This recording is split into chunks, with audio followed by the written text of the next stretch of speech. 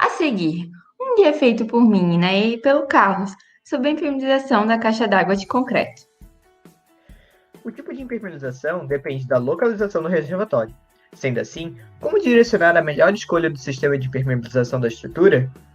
Quando enterrado, devemos tomar cuidado referente ao contato do mesmo ao solo, pois o sistema deve suportar a umidade vindo do mesmo e a água contida dentro dele.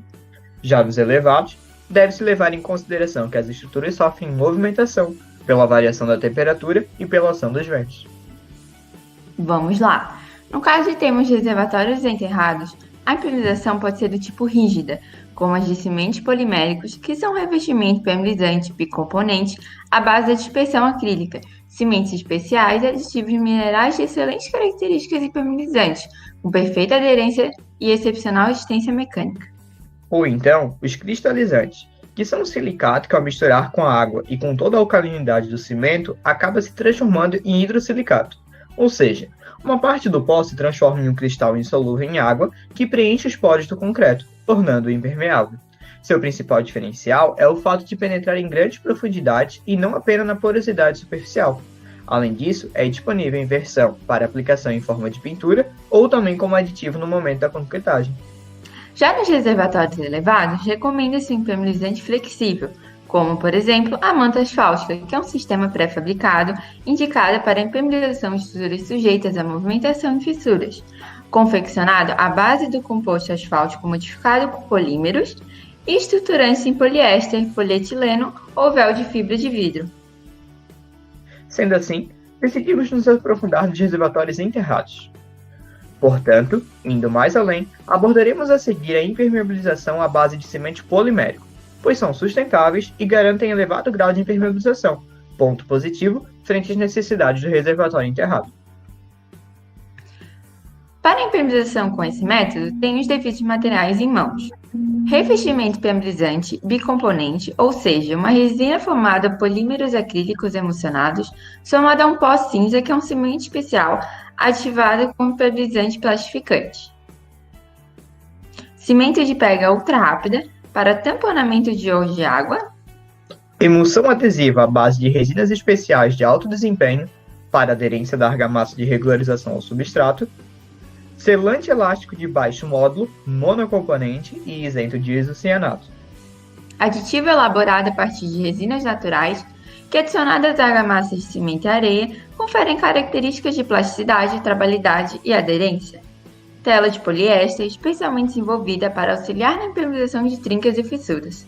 Produto bicomponente composto por cimento Portland, agregados finos e selecionados, aditivos especiais, polímeros acrílicos e fibras que, quando misturados, resultam em argamassa coesa de elevado poder de adesão, baixa permeabilidade, destinado ao reparo de média espessura das estruturas de concreto.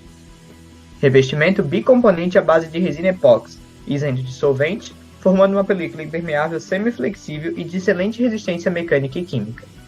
Adesivo à base de resina epóxi, consistência de massa de elevada viscosidade, isento de solventes e composto de agregados selecionados e graduados. Além disso, não se esqueça das principais ferramentas: brocha ou trincha, EPIs e misturador mecânico. Antes de dar início à impermeabilização, lembre-se dos itens abaixo. Os serviços devem iniciar após 28 dias de cura do concreto e alvenaria executada e com tempo estável. A superfície deverá ser previamente lavada, isenta de pó, areia, resíduos de óleo, graxa e desmoldante.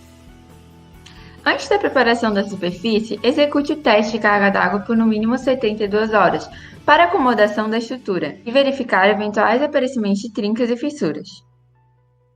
Portanto, não se esqueça de tratar as fissuras e trincas. Para isso, siga os passos a seguir. Promova a escariação e limpeza das trincas ou fissura. Aplique 2 demãos do revestimento impermeabilizante na abertura promovida após a escariação, com intervalo de 2 a 6 horas entre demãos e aguarde a cura. Inicie a aplicação do selante elástico de baixo módulo, para após a cura, iniciar a argamassa de regularização. Agora vamos nos atentar ao preparo da superfície da nossa caixa d'água. As falhas de concretagem, como o aparecimento da armadura, deverão ser escariadas e tratadas com argamassa de cimento e areia, traço 1:3, utilizando água de amassamento composta de 1 volume de emulsão adesiva e 2 volumes de água ou produto bicomponente composto por cimento Portland. Eventuais juntas de dilatação e ao redor de tubulações deverão ser calafetadas com máscara de selante elástico de baixo módulo. Quando houver ocorrência de jorros de água, no caso, pela influência do lençol freático, execute tamponamento com utilização de cimento de pega ultra rápida, após prévio preparo do local. Lembre-se que os ralos e demais peças emergentes deverão estar adequadamente fixados, de forma a executar os arremates conforme os detalhes do projeto. Não poderá haver emendas nas tubulações embutidas no concreto. As tubulações deverão receber tratamento com adesivo à base de resina epóxi na fase de concretagem para que haja perfeita ligação entre ambos, como também serem fixadas com flange e contraflanges para um perfeito arremate da impermeabilização. Agora daremos início à impermeabilização. Para isso, siga os passos a seguir. Umedeça a superfície que receberá o revestimento polimérico de forma a não encharcar. Aplique sobre a superfície de concreto 4 demãos em sentido cruzado do revestimento polimérico, com intervalo de 2 a 6 horas entre demãos.